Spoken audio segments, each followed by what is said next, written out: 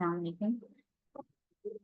आज का हमारा नेक्स्ट लेक्चर है इंट्रा स्पेसिफिक कैटेगरीज के अंदर। हमने लास्ट लेक्चर में सबस्पीशी की कैटेगरी को पढ़ा था और हमारा नेक्स्ट जो पार्ट है वो है पॉलिटिकल स्पीशीज। स्पीशीज का जो कंसेप्ट है वो क्या है वो हम इस लेक्चर में पढ़ेंगे। जर्नली पॉलिटिकल स्पीशीज होती क्या है? पॉलिटिकल स्पीशीज वो स्पीशीज होती हैं।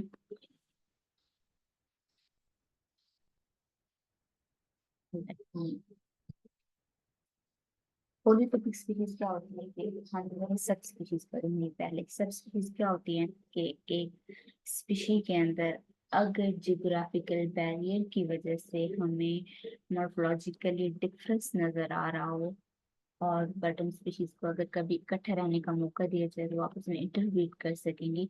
वो क्या होती हैं? वो सिबलिंग सब स्पीशीज होती हैं। ऐसी स्पीशीज जिसकी बहुत ज्यादा या चार पांच सब स्पीशीज हम नोट कर लें तो वो जो मेन स्पीशी होती है उस स्पीशी को हम क्या बोलेंगे कि this is a polytypic species.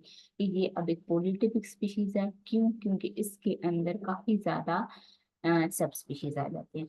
तो many species vary in space और time and consist of recognizably different population. बहुत ज्यादा स्पीशीज जो है ना वो टाइम और स्पेस के लिहाज से जो वेरी कर होते हैं। टाइम और स्पेस के लिहाज से वेरी करना आपको पता है क्या होता है कि अम, एक जगह से दूसरी जगह पे रहना, टाइम एंड स्पेस के लिहाज से डिफरेंट होना। एलोपैट्रिक एंड एलोक्रोनिक जो हमारे पास होते हैं, सिंपैट्रिक एंड सिंक्रोनिक के अलावा एलोपैट्रिक एंड सिंक्रोनी वो जो स्पीशीज होती हैं। A population that taxonomy is considered sufficiently different from previously named population, उसको हम क्या नाम देते हैं? सब स्पीशी का नेम है। यानी कि एक ऐसी पॉपुलेशन जो हमें प्रीवियसली जो स्पीशी है उससे थोड़ी सी डिफरेंट नजर आ रही हो तो उसको सब स्पीशी कह देते हैं। स्पीशीज दैट कंटेन टू और मोर सब स्पीशी, इसको हम क्या बोलेंगे फिर? Polytypic species. यानी कि ऐसी स्पीशी जिसकी एक या एक से ज्यादा जो सब स्पीशी है तो उस स्पीशी को बेसिकली क्या बोलेंगे फिर? पॉलीटिपिक स्पीशी बोलेंगे। Those species that are not divided into subspecies, वो स्पीशीज जिनको सब स्पीशीज के अंदर डिवाइड नहीं किया गया इनको क्या बोलेंगे? Monotypic species. मोनोटिपिक स्पीशीज वो स्पीशीज होती हैं जिनकी कोई जिस स्पीशीज की कोई भी सब स्पीशी नहीं होती, जिसको बायनोमियल नोमेनक्लेचर में जस्ट नो सॉरी टेक्सोनोमी का नोमेनक्लेचर में बायनोमियल नोमेनक्लेचर का नेम दिया जाता है। वो होती है जस्ट मोनोटिपिक स्पीशीज। अगर किसी स्पीशी के अंदर अगर उसके ट्राइन नोमियल नोमेनक्लेचर चल रहा है तो फिर काफी नोट किए जा रहे हैं तो वो क्या बन जाएगी फिर? Polytopic species.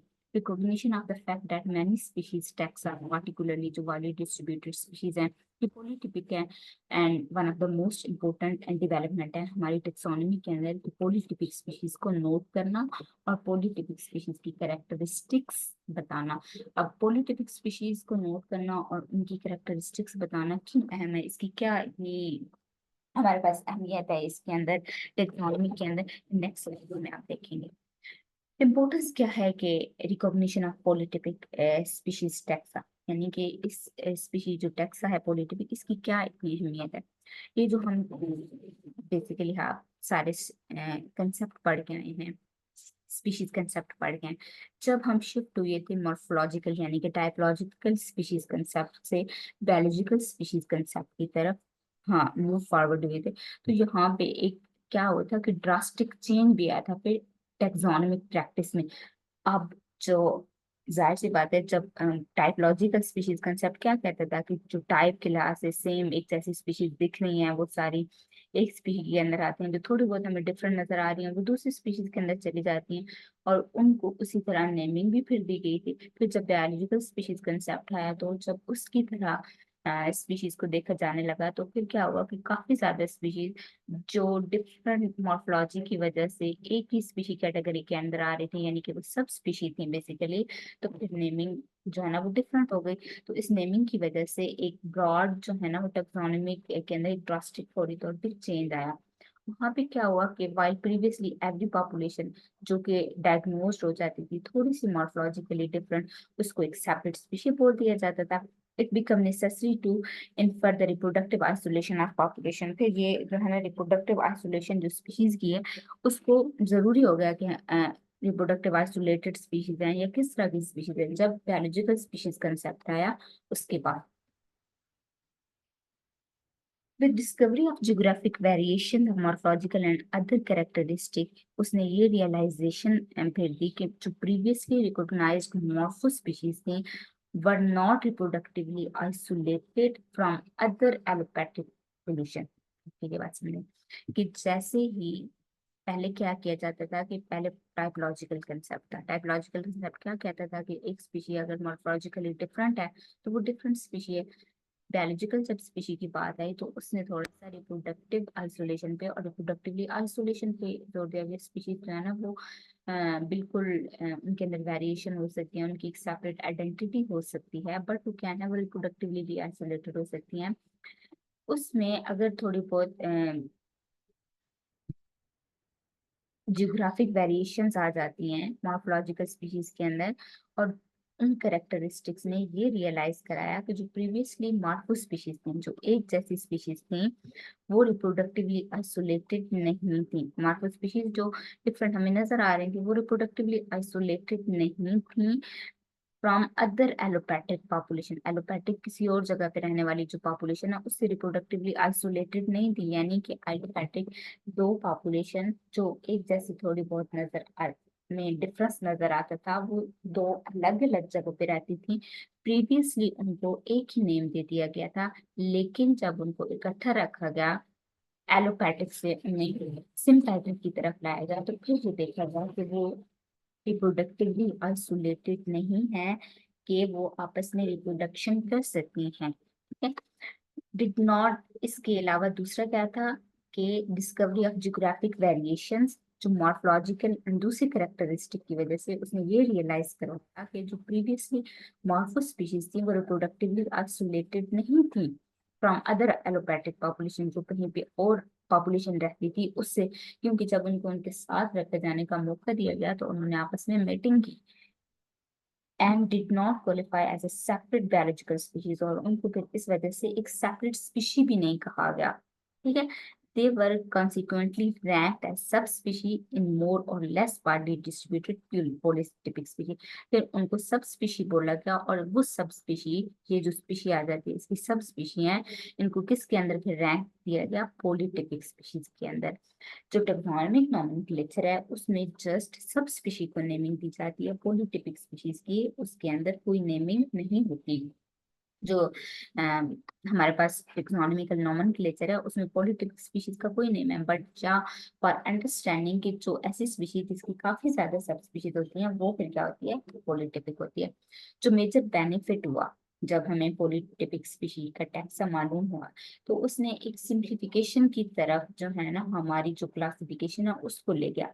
एक मिनट देखेंगे, अगर हर स्पीशीज को जो जिनको अभी बायोलॉजिकल स्पीशीज कंसेप्ट के बाद उन्होंने इसको क्या बोला कि वो सब स्पीशीज हैं, अब एक चीज सब स्पीशी की कैटेगरी में आ गया तो कितनी सिंप्लीफिकेशन हो गई कि उसका kingdom, classification, phylum, class, order, family, genus, species वो सेम है, उसको चेंज करने की जरूरत नहीं, जस्ट एक ट्राइनोमियल नोमेनक्लेचर देना है। लेकिन अगर वो एक सेपरेट स्पीशी उसको कहते फिर उसका वो सारा लिंकेज चेंज होता, फिर हर स्टेप पे जाके उसकी फर्दर देखना पड़ता कि ये चीज किस स्पीशी के अंदर आती है, ये किस जीनस के अंदर आती है, ये किस फैमिली के अंदर आती है।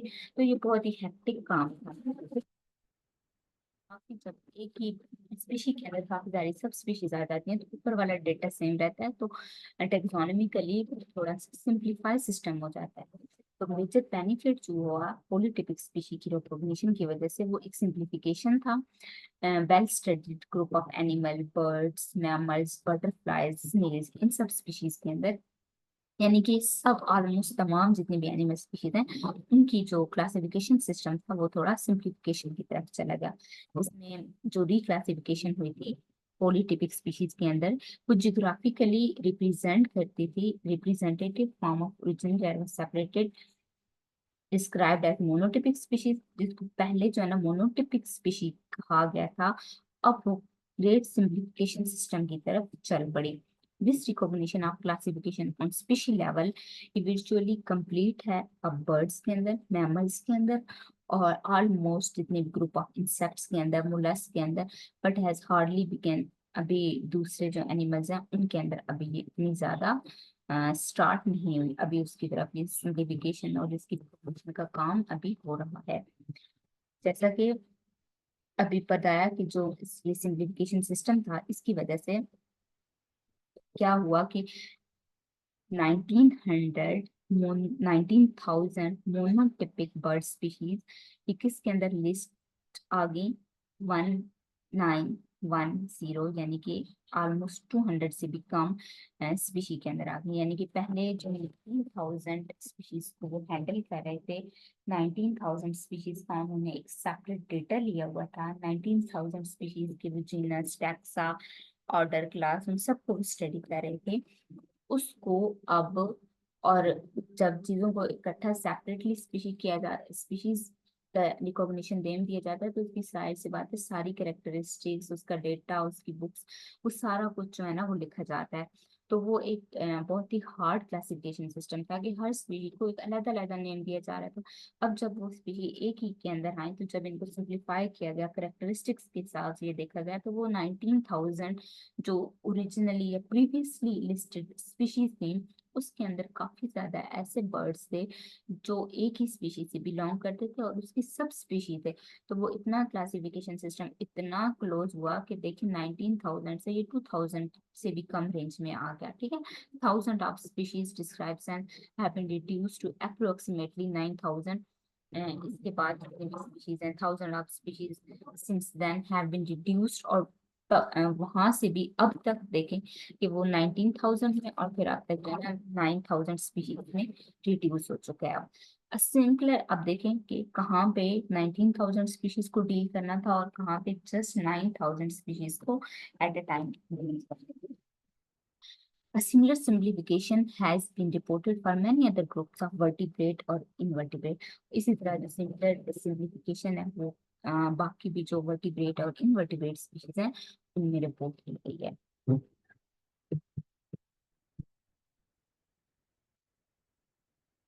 Of much greater significance and than this practical benefit, इस practical benefit से ज्यादा भी क्या है, restoration of definite biological meaning and homogeneity of species category. इसके बाद एक तो ये हमारे पास सिग्निफिकेंस है, ये प्रैक्टिकल बेनिफिट्स हैं कि प्रैक्टिकली हमें कम स्पीशीज को डील करना पड़ा है, उनको कम स्पीशीज का डेटा रखना पड़ा है। इसके अलावा होमोजेनिटी भी आ गई स्पीशीज कैटेगरी के अंदर, यानी हमें स्पीशीज के बारे में ज्यादा आइडिया हो गया कि स्पीशीज के अंदर किस तरह की पॉपुलेशन आ सकती है। इसके अलावा awarding species rank to a local population, no matter how slight difference, destroy the biological significance of। और इसी तरह अगर लोकल पॉपुलेशन में भी थोड़ा सा डिफरेंस आ रहा था उसको भी डिफरेंट स्पीशीज के अंदर रख रहे थे या उसको सब स्पीशीज के अंदर रख रहे थे, तो बायोलॉजिकल सिग्निफिकेंस की स्पीशीज कैटेगरी की उसको खत्म करता जा रहा था। तो इस वजह से पोलिटिपिक स्पीशीज की वजह से ये सारे प्रॉब्लम्स भी सॉल्व हुए। असेंबलिंग, इसके बाद दूसरा क्या हो कि assembling of local population into polytypic species और more badly the sorting of large number of जो हमारे पास नॉमिनल स्पीशीज या वैरायटीज थी इनको भी पॉलीटिपिक स्पीशीज के अंदर आ गई, यानी कि डिफरेंट जो वैरायटीज आ रही थी उनको भी पॉलीटिपिक स्पीशीज के अंदर रखा गया। और फिर उन्होंने भी इसकी टेक्नोनॉमिकली और बायोलॉजिकली सिग्निफिकेंस शो की, उनका इंटरेस्ट सिचुएशन ये शो किया। It has provided the best available evidence for the process of allopathic speciation। इसके बाद जितनी भी एलोपैथिक स्पेसिएशन है, यानी कि species एक एरिया से दूसरी जगह पे होते हैं, फ्रीक्वेंट एवोल्यूशन ऑफ एवोल्यूशनरी नोवेलिटीज, अगर कोई एवोल्यूशन की वजह से स्पीशीज के अंदर नोवेलिटीज आ रही है पेरिफेरली आइसोलेटेड पॉपुलेशन के अंदर, और इसके अलावा भी न्यूमरस जो इंटरमीडिएट स्टेजेस हैं एवोल्यूशनरी प्रोसेस के अंदर, इन सब जो प्रॉब्लम्स थे इनको पॉलीटिपिक स्पीशीज का कंसेप्ट आ गया जो प्रीवियसली इनको एक्सप्लेन नहीं किया जा सकता था, उनको भी पॉलीटिपिक स्पीशी के कंसेप्ट के आने की वजह से अब वो भी थोड़ा बहुत एक्सप्लेनेबल हुए। Geographic variations, particularly जो peripherally isolated population help break the gap between microevolution and macroevolution। अच्छा, peripheral isolated population कौन सी होती है? Let me peripherally isolated population होती है कि स्मॉल पॉपुलेशन जो एक्सट्रीम एज पे होती है स्पीशीज रेंज के, और वहां से वो सेपरेट होने वाली होती है, तो उसके बारे में भी जो कंफ्यूजन थी वो पोलिटिपिक स्पीशीज कंसेप्ट ने आगे सॉल्व की। Some of the best proof of the occurrence of evolution have emerged from the study of polytypic species taxa। जितना भी एवोल्यूशन है उसकी occurrence है, उसकी जो प्रूफ है, ये भी polytypic species के जो टैक्सा है इससे जो है ना वो सॉल्व आउट है। तो polytypic species की कंसेप्ट क्या है, इसकी क्या इंपॉर्टेंस है, ये सारी आपने पढ़नी है। इसके बाद इसमें थोड़ा सा ये रह गया है कि इसकी डिफिकल्टीज क्या है, वो हम नेक्स्ट लेक्चर में देखेंगे। पोलिटिपिक जो स्पीशीज है ना, इनकी वजह से आसानी होगी स्पीशीज टैक्सा को स्टडी करने में। सिम्प्लीफिकेशन बेसिकली पोलिटिपिक स्पीशीज लेके आए, आसान सा कंसेप्ट है, इसको पढ़िएगा, इसको देखिएगा और इसके लेक्चर्स बनाइएगा। ओके, इसका डिफिकल्टीज रह गई हैं वो हम नेक्स्ट लेक्चर में देखेंगे।